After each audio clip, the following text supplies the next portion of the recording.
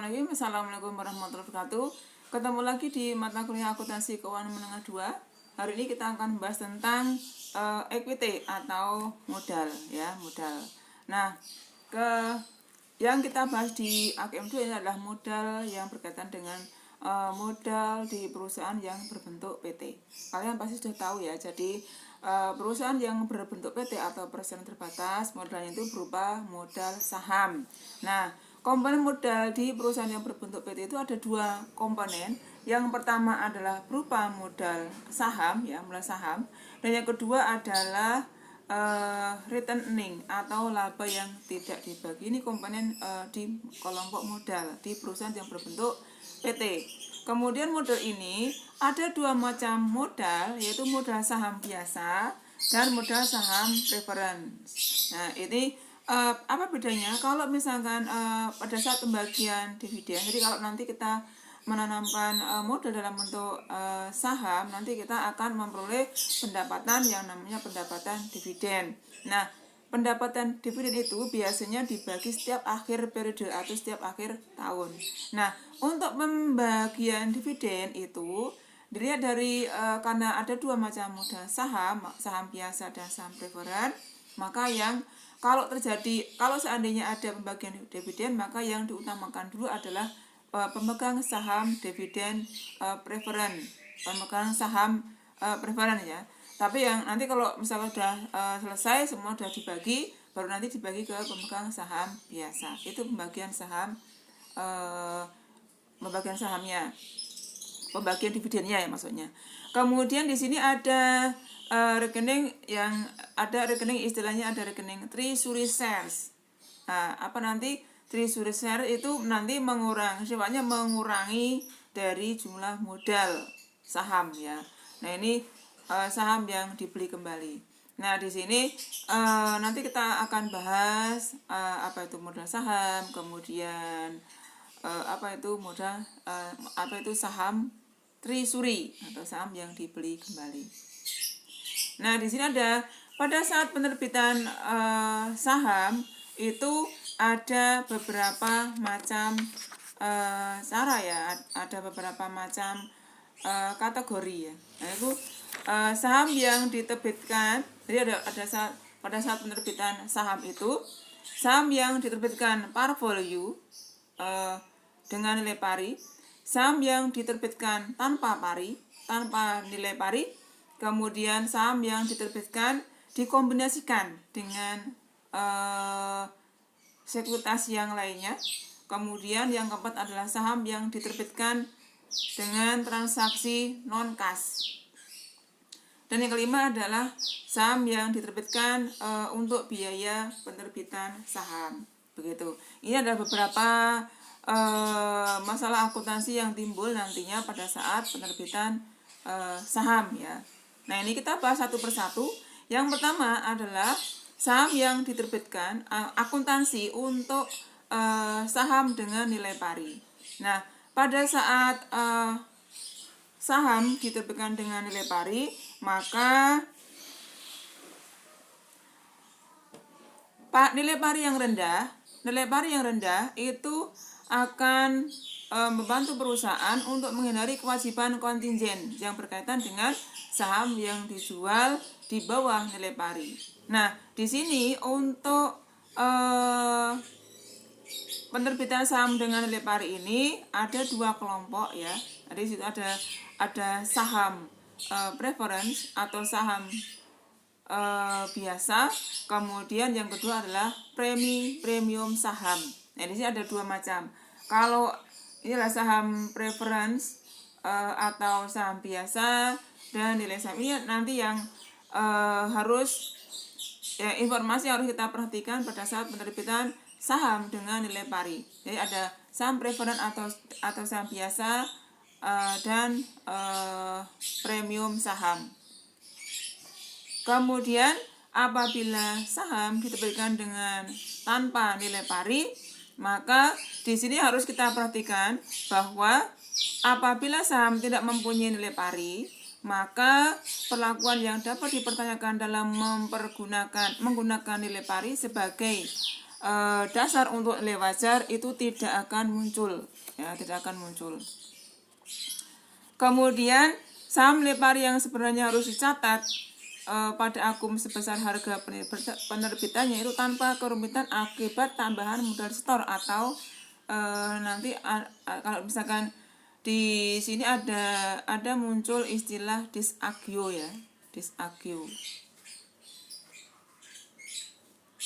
Kalau dulu istilahnya adalah disagio. Nah, sekarang kita lihat contoh. Misalkan perusahaan video elektronik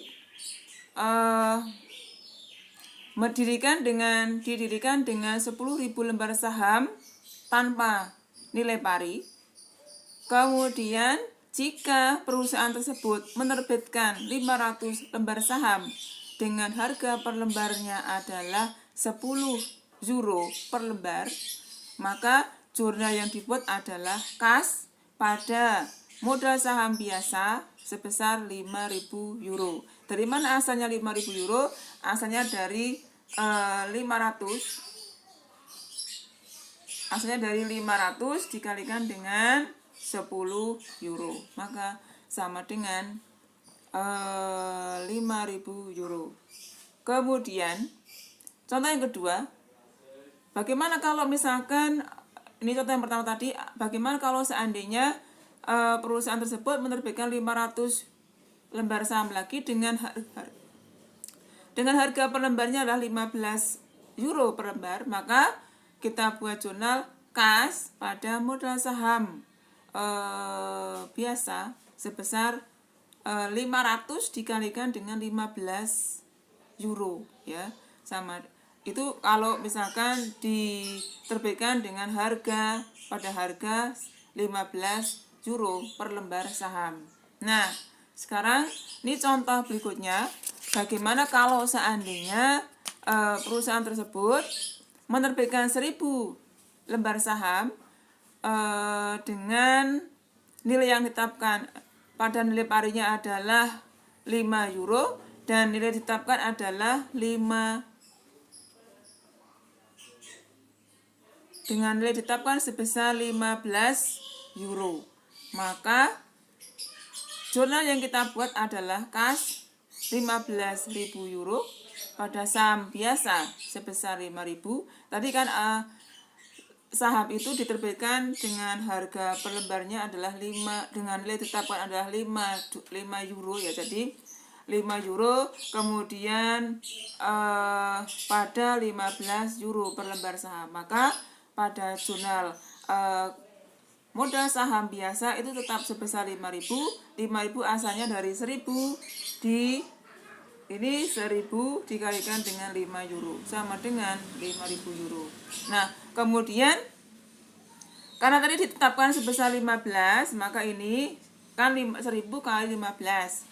1.000 kali 15, ya, sama dengan 15.000. Dari 15.000 itu yang modal yang sebesar nilai yang ditetapkan sebesar 5 euro, maka ini 5.000, maka sisanya adalah premi 10.000.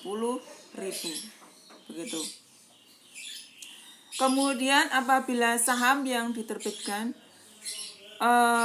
dengan sekuritas saham lainnya, maka ini ada 2 macam pencatatan, yaitu secara dengan metode proporsional method dan yang kedua adalah incremental method. Nah, ini nanti ada beberapa perbedaan, ya, bagaimana cara menghitung dengan metode proporsional method dan incremental method. Apabila metodenya adalah proporsional method, maka nilai lamsamnya yang diterima itu dialokasikan di antara kelompok-kelompok sekuritas atas dasar nanti pembagian secara proporsional sesuai dengan haknya, ya. Jadi berapa jumlahnya secara proporsional, jadi secara adil. Itu kalau secara proporsional. Nah, tapi kalau yang saham yang kalau dengan metode incremental, maka nilai pasar sekuritas yang digunakan sebagai dasar untuk kelompok yang telah diketahui dari sisi dan sisa dari nilai lamsam dialokasikan ke kelompok di mana nilai pasar itu tidak diketahui. Nah, nanti kita coba di contohnya. Nah, ini contoh perusahaan Rafonit. Perusahaan ini menerbitkan 300 lembar saham dengan nilai parinya adalah 10 lembar saham biasa dengan nilai pari sebesar $10 dan 100 lembar saham 100 lembar saham preference dengan nilai parinya adalah $50 per lembar saham. Pada nilai lamsamnya adalah $13.500. Kemudian diketahui bahwa nilai pasar dari saham biasa sebesar 20 per lembar saham dan nilai pasar dari saham preference sebesar $90 per lembar saham. Nah, ini kita mencari pembagiannya ya, alokasi dari lamsam tadi yang 13.500 dengan dua metode, yaitu secara proporsional dan secara inkremental. Ya, tadi kalau secara proporsional, kita mulai dari secara proporsional dulu ya. Kalau secara proporsional, maka nilai lamsamnya yang diterima itu dialokasikan secara proporsional ya, sesuai dengan haknya dari masing-masing saham. Nah, ini kita hitung. Karena tadi kita lihat jumlah lembar saham biasa itu kan 300. Jumlah lembar saham biasa 300. Kemudian jumlah lembar sahamnya kita lihat ini kan 300. Jumlah lembar saham prefernya adalah 100. Ini 100 ya, 100. Nah, ini kita masukkan di sini. Kemudian harga nilai parinya untuk saham biasa ini sebesar bukan nilai pari. Harga pasar per lembar sahamnya adalah untuk saham biasanya adalah $20 per lembar saham dan untuk saham preferennya adalah $90 per lembar saham. Maka kita kalikan. Nah, kita kalikan ya. Jadi 300 kali 20, 100 kali 90. Nah, sama dengan, jadi untuk saham biasanya 6.000, untuk saham preferennya adalah 9.000. Nah, sekarang kita mencari bagian dari masing-masing. Ini kan 6.000 ditambah 9.000 sama dengan 15.000. Nah, sekarang kita mencari persennya. 6.000 dibagi 15.000 kali 100%.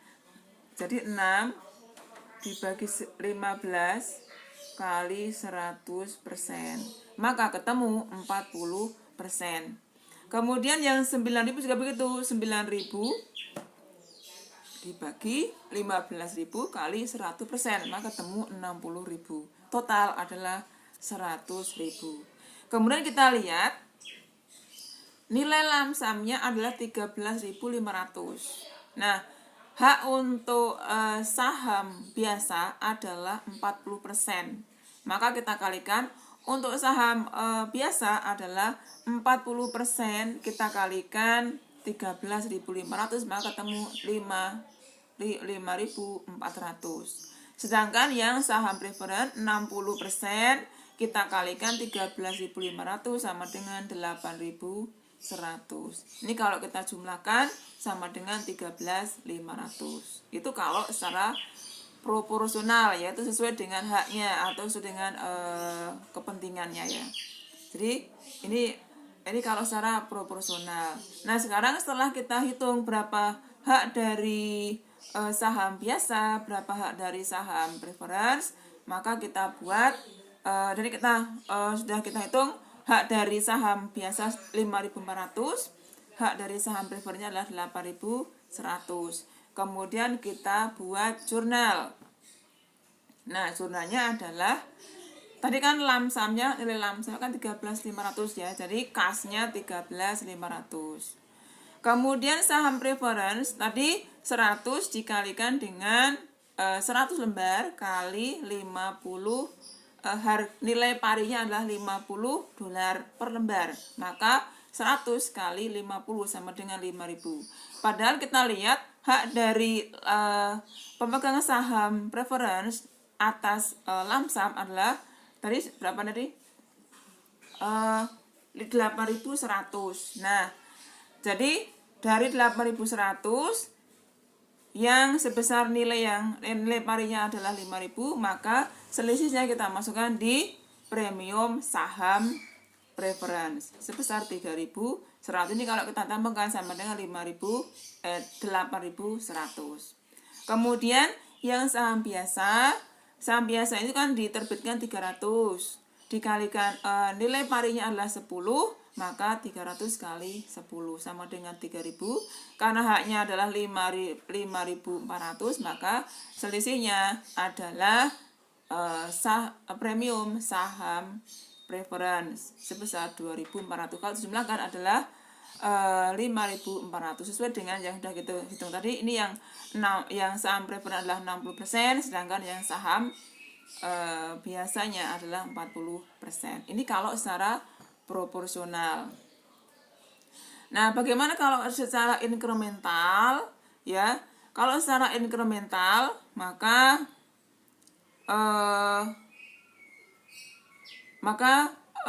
kita buat seperti ini. Untuk saham biasa tadi kan 300 jumlahnya ya. Kemudian saham preferennya adalah 100, dan di sini tidak diketahui nilai pasar atau harga pasar dari saham preference. Jadi ingat, kalau seandainya dalam kasus nanti harga pasar dari saham preference itu tidak diketahui, maka hanya bisa dihitung dengan metode incremental method. Tapi kalau dua-duanya, baik saham biasa maupun saham preference itu diketahui harga pasarnya, maka bisa dihitung dengan menggunakan proporsional ya. Tapi kalau salah satunya itu tidak bisa diketahui harga pasarnya, maka hanya bisa dihitung dengan metode incremental. Nah, di sini di dalam kasus ini bahwa harga pasar untuk saham preference-nya tidak diketahui, maka kita menghitung jumlah sahamnya tadi adalah untuk saham biasanya 300, saham preferennya adalah 100, dan hanya diketahui harga pasar untuk saham biasanya $20, maka kita kalikan 300 kali 20 dulu sama dengan 6.000, dan nilai saham biasanya 0. Maka untuk bagiannya tinggal kita bagi ya. Jadi lamsamnya 13.500, hak untuk saham biasanya adalah 6.000, jadi sisanya adalah untuk pemegang saham preference gitu. Itu yang incremental ya, jadi gampang ya. Kemudian kita buat jurnalnya. Jadi 6.000 tadi asal dari perhitungan sebelumnya ya. Kemudian kita buat jurnalnya. Nah, di sini jurnalnya kas 13.500. Kemudian pemegang saham modal saham preference sebesar 5.000. Kemudian premium saham preference adalah 2.500. Jadi asalnya dari 7,5 dikurangi dengan 5.000 sama dengan 2.500. Kemudian saham biasanya adalah 3.000, dan premium saham biasa sebesar 3.000 karena tadi hak dari pemegang saham biasa adalah 6.000, maka 6.000 dikurangi 3.000 sama dengan 3.000. Jadi premiumnya adalah 3.000. Kemudian ini jurnalnya ya. Nah, sekarang yang contoh yang berikutnya, bagaimana kalau saham itu diterbitkan dalam transaksi non kas ya, dalam transaksi non kas. Nah, di sini apabila saham yang diterbitkan untuk jasa atau properti selain kas harus dicatat, baik pada nilai pasar wajar saham yang diterbitkan maupun pada nilai pasar wajar pertimbangan non kas yang diterima. Tergantung mana yang dapat ditentukan secara lebih jelas. Itu kalau saham yang diterbitkan dalam transaksi non kas. Nah, ini contohnya seperti ini.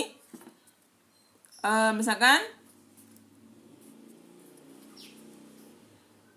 pada saat penerbitan saham, lembar saham itu diterbitkan 10.000 lembar saham dengan nilai parinya adalah $10 per lembar saham yang ditukar dengan paten ya, dan tukar dengan, jadi ini ditukar dengan paten. Jadi menerbitkan 10.000 lembar saham, nilai parinya adalah 10 dolar, ditukar dengan paten, hak paten ya. Maka jurnalnya adalah hak paten. Diketahui bahwa di sini bahwa apabila nilai yang pertama, apabila nilai pasar wajar paten itu belum dapat ditentukan, maka nilai pasar wajar sahamnya itu diketahui sebesar 140.000 dolar. Maka jurnal yang dibuat adalah patennya tadi sudah ditentukan sebesar harga pasar wajar saham ya 140 dolar. Kemudian pada modal saham biasa sebesar 100.000 asalnya dari 10.000 dikalikan dengan ini asalnya dari 10.000 kali 10. Nah, kemudian karena nilai pasar wajarnya adalah pasar wajar dari saham itu 140.000, maka masih sisa 40.000. Nah, 40.000 itu adalah premium saham biasa. Kemudian kemungkinan yang kedua, apabila nilai pasar wajar saham belum dapat ditentukan, tetapi nilai pasar wajar paten itu ditetapkan sebesar 150.000 dolar, maka jurnalnya adalah paten sebesar nilai pasar wajar paten tadi 150.000 pada modal saham biasa 100.000 dan selisihnya adalah premium saham biasa sebesar 50.000. Gitu. Kemudian contoh berikutnya, apabila nilai pasar wajar itu maupun nilai pasar wajar saham maupun nilai pasar wajar paten itu belum diketahui dan konsultan independen itu menetapkan nilai patennya sebesar 125.000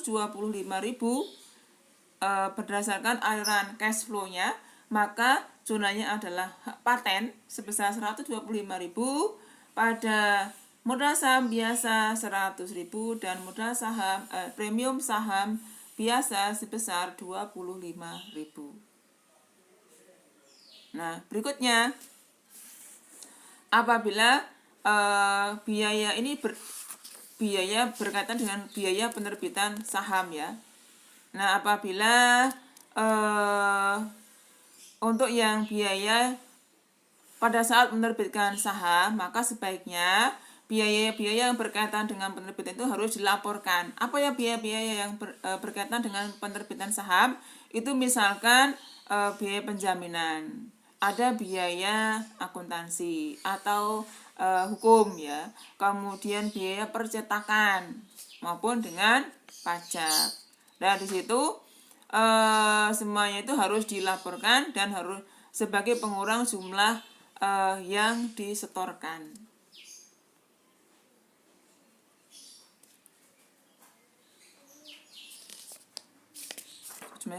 Ya. Nah, sekarang kita bahas apa yang dimaksud dengan treasury shares. Treasury share, pembelian treasury shares. Jadi misalkan begini, saham itu sudah beredar di pasar ya. Kemudian karena berbagai pertimbangan, maka sebagian saham yang sudah beredar itu ditarik kembali atau dibeli kembali. Itu namanya, maka yang dibeli kembali itu saham yang beredar yang dibeli kembali oleh perusahaan itu kita masukkan dalam rekening treasury shares atau saham yang dibeli kembali ya. Itu maka untuk mencatat treasury shares atau saham treasury ada dua macam metode, yaitu metode cost atau metode biaya ya, metode biaya atau metode cost, dan metode nilai pari atau nilai yang ditetapkan. Dan ada dua macam metode. Kemudian semuanya itu baik yang untuk saham treasury itu nanti akan mempengaruhi jumlah modal sahamnya. Nah, ini contohnya ya. Misalkan perusahaan Pasifik menerbitkan 100.000 lembar saham pada $1 nilai parinya, nilai pari dari saham biasa adalah $1. Kemudian dengan harga $10 per lembar saham, dan sebagai tambahnya bahwa laba yang ditahannya adalah sebesar $300.000. Maka pada saat kita mencantumkan di neraca, karena neraca itu kan isinya adalah modal saham, kemudian laba yang ditahan ya. Kalau seandainya ada premi, maka premi itu kita masukkan ya, premi itu menambah. Nah, di sini modal saham itu susunan di neraca. Modal saham tadi, modal saham ordinary, nilai parinya adalah $1 sebanyak 100 lembar saham diterbitkan, jadi sama dengan $100.000. Kemudian saham premiumnya adalah premium sahamnya adalah 900. Dari mana asalnya 900? Jadi asalnya begini, 100.000 dikalikan dengan $10 ya, sama dengan dari menerbitkan 100.000 lembar saham ya, pada nilai parinya adalah 100, maka sama dengan 100.000 dikalikan dengan $1 sama dengan $100.000. Kemudian kita lihat tadi nilai parinya adalah $1.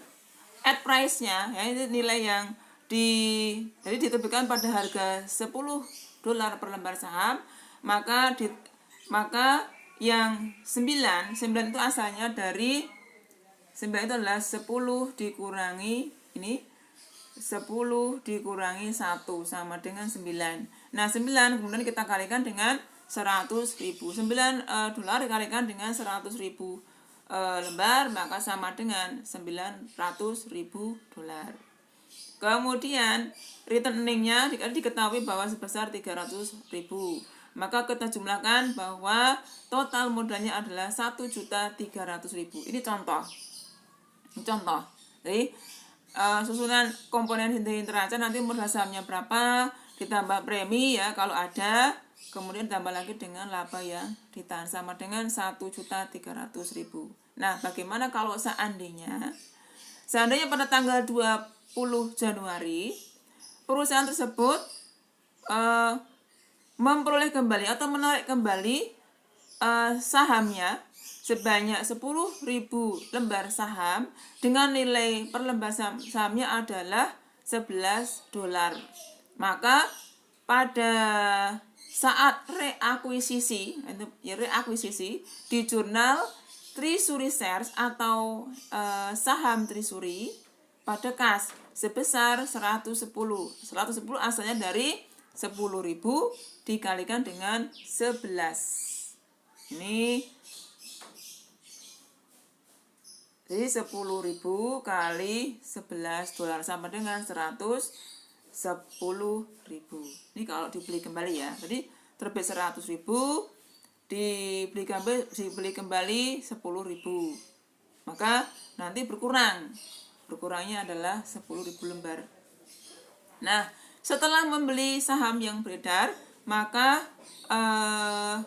susunan neraca atau komponen neraca setelah pembelian saham Treasury tadi, maka sekarang sudah berubah. Yang tadinya modal sahamnya 100, kemudian ada premium sahamnya 900, dan return earning-nya atau laba yang tidak dibagi adalah sebesar 300, maka dan kita lihat tadi ada Treasury Shares atau saham Treasury adalah 110.000, maka ini kita kurangkan. Nah, jadi saham Treasury itu mengurangi jumlah modal saham ya, mengurangi. Jadi susunannya tetap, cuma nanti untuk saham Treasury-nya itu dikurangkan di situ. Nah, untuk mengurangi ini bisa dikasih tanda kurung ya. Ini dikasih tanda kurung supaya ini berbeda. Oh, ini adalah pengurangan. Jadi kalau misalkan susunan neraca itu tinggal kita kasih tanda kurung gitu. Kemudian, nah Berkaitan dengan penjualan saham Trisuri, di sini ada dua metode. Yang pertama, bagaimana kalau misalkan saham Trisuri itu dijual. Penjualan saham Trisuri itu di atas harga pokok, above cost, berarti di atas harga pokok, atau below cost, atau di bawah harga pokok. Dan dua-duanya itu akan mempengaruhi jumlah, akan meningkatkan jumlah aset dan modal ya itu. Nah, ini adalah pada saat penjualan saham Trisuri ada dua metode pencatatan, bisa dipilih salah satu. Nah, di sini kita bahas yang pertama, apabila misalkan di sini perusahaan,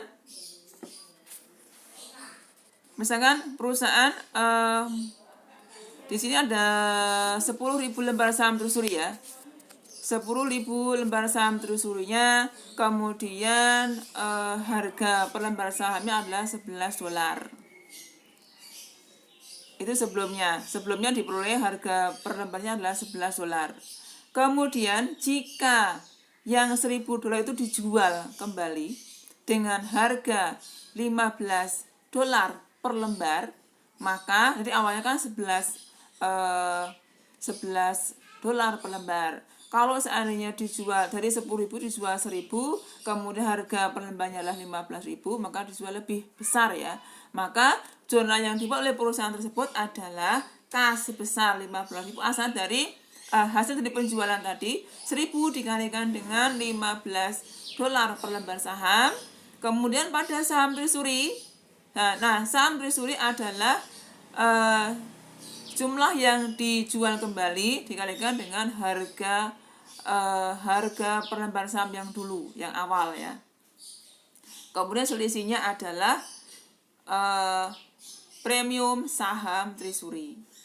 Ini sih premium saham Trisuri. Kemudian bagaimana kalau misalkan penjualan saham itu dijual di bawah harga pokok atau below cost ya, dijual di bawah, atau penjualan saham Trisuri di bawah harga pokok. Nah, apabila dijual saham Trisuri itu dijual di bawah harga pokok, maka kelebihan harga pokok atas harga jual biasanya didebit sebesar saham nanti didebitkan sebesar selisihnya itu berapa.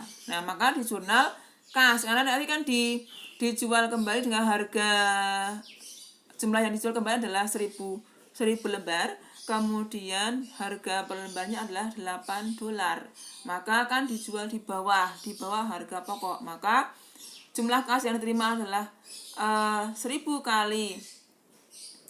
dikalikan dengan $8.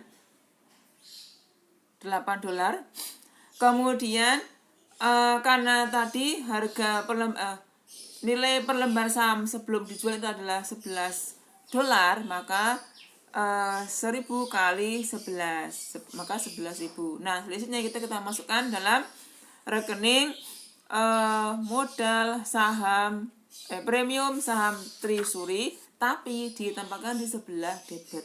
Jadi tetap namanya adalah premium saham, cuma nanti kalau misalkan penjual itu dijual di atas harga pokok, maka nanti premium saham pasti ditaruh sebelah kredit. Tapi kalau misalkan penjualan Trisuri itu dijual di bawah harga pokok, maka tetap jurnalnya tetap premium saham Trisuri, cuma jurnalnya di sebelah debit gitu. Kemudian ini susunan yang ada di neraca ya, dengan adanya saham Trisuri ya. Jadi ini apabila dijual kembali sebesar $8 per lembar sahamnya, maka di situ nanti muncul premium saham Trisuri sebesar 1.000, kemudian mengurangi jumlah laba yang ditahan sebesar 2.000.